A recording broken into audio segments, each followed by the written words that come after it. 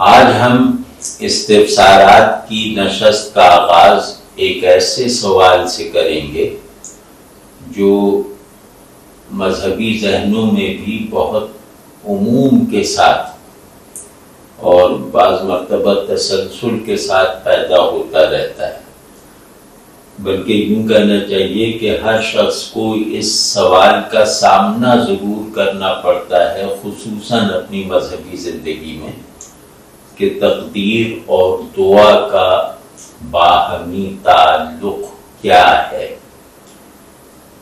اس سوال میں تقدیر کا مطلب یہ ہے یا یہ لیا جاتا ہے کہ ہر چیز کے بارے میں اللہ نے اٹل فیصلہ لکھ دیا ہے، اب کچھ بھی ہو جائے وہ فیصلہ بدل نہیں سکتا۔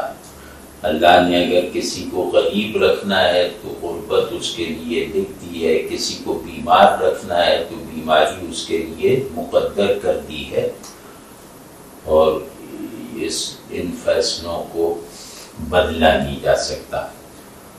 تو تقدیر پر اس مفہوم کے ساتھ عقیدہ رکھنے والا دعا کس جواز پہ کرے گا؟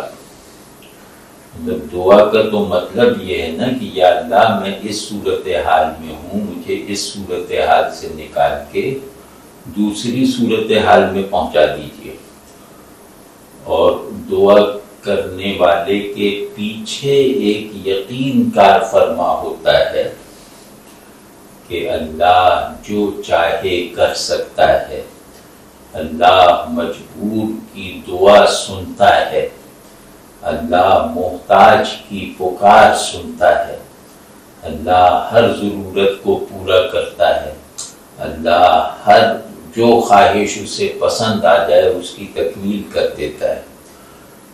تو دعا کرنے والے ذہن کا جو ریلیجس ورلڈ ویو ہے وہ گویا چیزیں جو ہیں وہ حالت انتظار میں ہیں کہ بندہ دعا کرے تو یہ فیصلہ اس کے حق میں ہو جائے، یہ چیز اس کو مل جائے۔ وہاں ایک اٹل قسم کی فکسٹی نہیں ہے، وہاں اس طرح کا ماحول نہیں ہے کہ ہر شخص کے ہر لمحے کے بارے میں اللہ تبارک و تعالی نے پہلے سے ایک فیصلہ کر رکھا ہے جو اب کسی بھی ڈھب سے بدلا نہیں جا سکتا۔ تو اب ہم بہرحال اس پہ یہ جن صاحب نے سوال بھیجا ہے، ہمارا گمان یہ ہے کہ ان کے ذہن میں بھی تقدیر کا کوئی ایسا تصور ہے جسے درست ہونا ضروری ہے، اور دعا کے بارے میں بھی معروف تصور کے بعض اجزاء کی اصلاح ہونی ضروری ہے۔ مثال کے طور پر دعا صرف مانگنے اور فرمائش کرنے کا عمل نہیں ہے، دعا ایک پہلو سے ذکر اور عبادت بھی ہے۔ تو جو دعا سے عبادت اور ذکر کا مفاد حاصل نہیں کر سکتا اس کے مانگنے کا کوئی فائدہ نہیں ہے، وہ بندوں کی طرح نہیں مانگ رہا۔ تو دعا پہ تو انشاءاللہ تفصیلی گفتگو پھر کریں گے، لیکن بہرحال دعا کے بعض اجزاء کے متعلق ہماری تصورات میں ایک کمزوری ہے، وہ میں نے عرض کر دی کہ ہم دعا کا عبادت ہونا بلکہ مغز عبادت ہونا اپنے عمل دعا میں پوری طرح ملحوظ نہیں رکھتے۔ اسی وجہ سے ہماری دعا پریشانی سے شروع ہوتی ہے اور پریشانی پر ختم ہوتی ہے، اس میں وہ سکینت اور طمانینت نایاب رہتی ہے جو اگر ہم اسے عبادت سمجھ کے انجام دیتے تو ہمیں میسر آ جاتی۔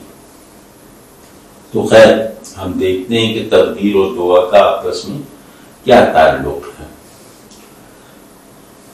اس سلسلے میں ایک بات اگر پہلے سے ہو جائے تو اچھا ہے، اور وہ بات یہ ہے کہ ہم اپنے شعور کی بناوٹ اور اس کی ورکنگ کو سمجھ لیں نا، تو بہت سارے مسائل اسی سے حل ہو جاتے ہیں۔ یعنی ہم اپنے ذہن کے مزاج اور تحدید موجودات کو جان لیں تو ہمارے ذہن کو تنگ کرنے والے مسائل اور سوالات بیشتر اس سے حل ہو سکتے ہیں۔ تو اس لیے ہم دیکھتے ہیں کہ ہمارا ذہن یا ہمارا شعور ہے کیا جس میں اس طرح کے سوالات پیدا ہوتے ہیں، اور اس میں وہ کون سا بس پایا جاتا ہے جو اس طرح کے اٹھنے والے سوالات کے درست جواب کو تسلیم اور قبول کر سکے، کیونکہ شعور کی آدھی طاقت سوال اٹھانے میں لگتی ہے اور آدھی طاقت اس کے جواب کو تلاش کرنے اور قبول کرنے میں صرف ہوتی ہے۔ تو جس شعور کی اپنی قوت کا یہ توازن اور بیلنس ٹھیک طرح نہ رہے تو پھر اس کے جوابات بے معنی اور اس کے سوالات لا ینحل رہ جاتے ہیں۔ تو عرض یہ کرنا ہے تمہید میں کہ ہمارا شعور کئی دماغوں اور کئی آنکھوں کی ایک کالونی ہے۔ ان میں سے ہر دماغ اپنے مقاصد اور دلائل میں دوسرے دماغ سے کہیں تو مختلف ہے، کہیں ممتاز ہے اور کہیں لاتعلق ہے۔ اسی طرح ہر آنکھ کا اپنا اسلوب بینائی ہے، اپنا منظر ہے، اپنی حد بصارت ہے اور اپنا میدان دید ہے۔ ایک کا منظر ممکن ہے دوسری آنکھ کو نظر ہی نہ آئے، جیسے کہ ایک دماغ کا مسلمہ دوسرے کے مزاج تسلیم سے لگا ہی نہ کھاتا ہو، اس کے لیے بالکل اجنبی ہو۔ تو ایک ذہن جس چیز کو جذب کرنے کے لیے بنا ہے، دوسرا اسی کو اگلنے پر معمور ہے، یہ صورتحال بھی ہے۔ تو ہمارا شعور اپنی ایک مجموعی ورکنگ میں، یعنی شعور اپنی کلی اور مجموعی حالت میں ان تمام ذہنوں کے درمیان ایک توازن اور ایک ہمکاری کا نظام قائم رکھتا ہے، اور اس کے تحت آنے والے دماغوں میں لاتعلقی کے بھی جو اسباب ہیں، یہ شعور ان اسباب کو بھی منفی رنگ اختیار نہیں کرنے دیتا، بلکہ یہ لاتعلقی کو ہر ذہن کے لیے اس کی انفرادیت کا سبب بنا دیتا ہے۔ مطلب یہ لاتعلقی کو بھی منفی نتائج پیدا کرنے کا ذریعہ نہیں بننے دیتا۔ یہ جو مجموعی شعور ہے جو ہر دماغ پر حکومت کرتا ہے۔ تو اصل میں ہوتا یہ ہے، ہمارے مسائل پیدا ہونے کی ایک بڑی وجہ یہ ہے کہ ہم شعور کی ایک قسم کے موضوع کو شعور کی دوسری قسم کے سپرد کر دیتے ہیں، اس کی تحویل میں دے دیتے ہیں۔ مطلب میں چاہتا ہوں کہ یہاں ہم مسئلہ تقدیر پر ایک اصولی بات سمجھ لیں۔ تقدیر کا موضوع ایمانی اور مذہبی شعور کا موضوع ہے۔ شعور کی اقسام ہے نا، مذہبی شعور ہے، اخلاقی شعور ہے، عقلی شعور ہے، جمالیاتی شعور ہے۔ تو ہر شعور کے اپنے اپنے پیٹ موضوعات ہوتے ہیں، اپنے اپنے مستقل مباحث ہوتے ہیں، اور ان چیزوں کو وہی شعور کنٹین کر سکتا ہے۔ تو تقدیر ایک ایسا موضوع ہے جو ایمانی اور مذہبی شعور کا موضوع اور کانٹینٹ ہے۔ اس کے علاوہ شعور کی کوئی دوسری قسم نہ اسے کنٹین کر سکتی ہے، نہ اس کی طرف اس پر غور کر سکتی ہے، نہ اس کی معنویت کو سمجھ سکتی ہے۔ تو تقدیر یعنی یہ اس شعور کا موضوع اور عقیدہ ہے جس شعور میں بندہ اور معبود الگ الگ ہیں، جس شعور میں بندگی جبر نہیں ہے، اختیار ہے۔ یہ مذہبی شعور کے دو بنیادی ترین مسلمات ہیں کہ بندہ اور خالق الگ الگ ہیں، الگ وجود ہیں۔ یہ مذہبی شعور کا پہلا مسلمہ ہے۔ اور اسی کا پڑوسی مسلمہ، اسی سے جڑا ہوا مذہبی شعور کا مسلمہ یہ ہے کہ بندگی جبر نہیں ہے، بندگی اختیار ہے۔ تو بندہ ایک مکلف وجود ہے، جو کوئی ذمہ داری بھی اسے دی جائے تو وہ اسے ادا کر سکتا ہے۔ مکلف تکلیف سے بنا ہے نا، تکلیف ایک لفظ ہے جس کا مطلب ہے حکم کا مخاطب بننے کی اہلیت، حکم کی تعمیل کرنے کی قوت۔ تو حکم کا مخاطب بننے کی اہلیت لازماً اختیار سے پیدا ہوتی ہے، آپ سمجھ رہے ہیں نا۔ تو مذہبی شعور میں بندگی کا جوہر اختیار ہے، تو بندگی کو اختیار ماننے والے اس شعور کا ایک تھیم ہے تقدیر، یعنی اس کے جو مستقل موضوعات ہیں ان میں سے ایک موضوع ہے تقدیر۔ تو اس کا مفاد یہ ہے کہ اللہ کے علم اور قدرت کو درست انداز میں سمجھ کر مان کر اس پر ایمان رکھا جائے۔ ہم غلطی یہ کرتے ہیں کہ ایمانی شعور کے اس لازمی کانٹینٹ کو جرح یا تجزیے کے لیے عقلی شعور کی تحویل میں دے دیتے ہیں۔ جیسے مطلب یہ کام ایسے ہی ہوگا کہ میرے چشمے میں کچھ دھندلاہٹ آ جائے تو میں اپنا چشمہ لے کر کار کے میکینک کے پاس چلا جاؤں اور کہوں کہ اس کو صاف کر دوں، تو یہ ایک بنیادی جہالت اور کم فہمی ہے۔ تو سب سے پہلے اس بات کو سمجھیں کہ عقلی شعور کے مسلمات کو ایمانی شعور کی تحویل میں نہیں دیا جاتا۔ تو یہ بات سب لوگ مان لیتے ہیں اور سب اس پر عامل بھی ہیں، لیکن یہ بات سمجھنے پر بہت سے لوگ تیار نہیں ہیں کہ اسی طرح مذہبی شعور کے مسلمات کو بھی عقلی شعور کی تحویل میں دینا نادانی اور ظلم ہے۔ واضح ہے نا؟ اس اصول کو ضرور ملحوظ رکھنا چاہیے، کیونکہ غیب سے میرا جو بھی تعلق ہے اس کے صحیح اور غلط، ناقص اور کامل ہونے کا ہر فیصلہ میرا عقلی یا جمالیاتی شعور نہیں کرتا، میرا مذہبی شعور کرتا ہے۔ کیونکہ عقلی شعور اس اقرار پر کھڑا ہے کہ غیب نہ میرا موضوع ہے، نہ میری رسائی میں ہے، نہ میری حد انکار میں ہے، نہ میری حد اقرار میں ہے۔ تو یہ جو خلط ملط ہے نا، یہ جو مکسنگ ہے، یہ نہیں کرنی چاہیے۔ تو مذہبی شعور میں پیدا ہونے والے مسائل کو بھی عقلی شعور سے حل نہیں کیا جا سکتا، جس طرح عقلی شعور میں پیدا ہونے والے مسائل کو مذہبی شعور سے حل نہیں کیا جاتا۔ ایک آدمی آ کے مجھ سے یہ کہے کہ یہ جو بوہر کا فلاں تھیورم ہے اس کو ذرا فقہ کی کتاب میں دیکھ کے بتا دو، تو کیا میں مطلب یہ سوال سن کے اس کا جواب دینے کی کوشش کروں گا؟ کیا میں اس سے یہ نہیں کہوں گا کہ تمہارا دماغ تو ٹھیک ہے؟ تو یہ خلط مبحث جو ہے نا، یہ بشس ارادوں سے پیدا ہوتا ہے۔ مطلب یہ نادانستہ نہیں ہے، نادانستہ ہوتا تو پہلے میں بھی غلطی ہوتی۔ پہلے میں آپ بور کی کوئی تھیوری کسی مولوی صاحب سے پوچھنے جایا کرتے، تو اس کا مطلب یہ کہ ایسا کبھی نہیں ہوا کہ بور کا کوئی تھیورم اپنے تجزیے یا تردید و تائید کے لیے مولوی صاحب کے پاس لے جایا گیا ہو۔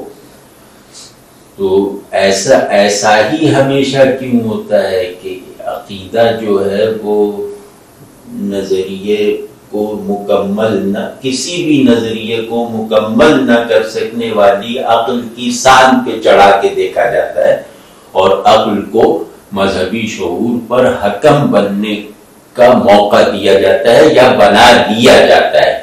تو اس سے پورے مجموعی شعور کے نظام میں ایک تزلزل اور عدم توازن پیدا ہو جاتا ہے۔ تو اب یہ ہے، مطلب یہ باتیں تو لمبی ہیں، مطلب ہم اس طرف پلٹتے ہیں کہ مذہبی شعور میں تصور تقدیر کا جو اسٹرکچر ہے وہ جیسے میں نے عرض کیا کہ وہ ایمان کی ایک ضرورت کو پورا کرتا ہے. وہ ضرورت یہ ہے کہ اللہ کے علم اور اللہ کی لامحدود قدرت کو درست تناظر اور صحیح مفہوم میں مانا جائے. تو اس درست تناظر کے ماننے سے پیدا ہونے والی ایک صورت تقدیر ہے کہ تقدیر کے عقیدے میں دراصل مجھے یہ ماننا ہے یا میں یہ ماننے کی پوزیشن میں آ جاتا ہوں کہ اللہ کا علم بھی لامحدود ہے اور اس کی قدرت بھی لامحدود ہے.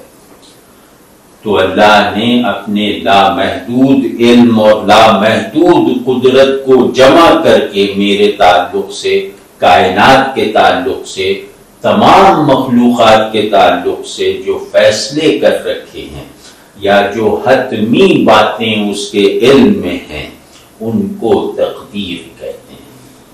تو تقدیر کا مطلب ہے قبل وجود معلومات اور قبل تخلیق فیصلے. واضح ہے نا یہ؟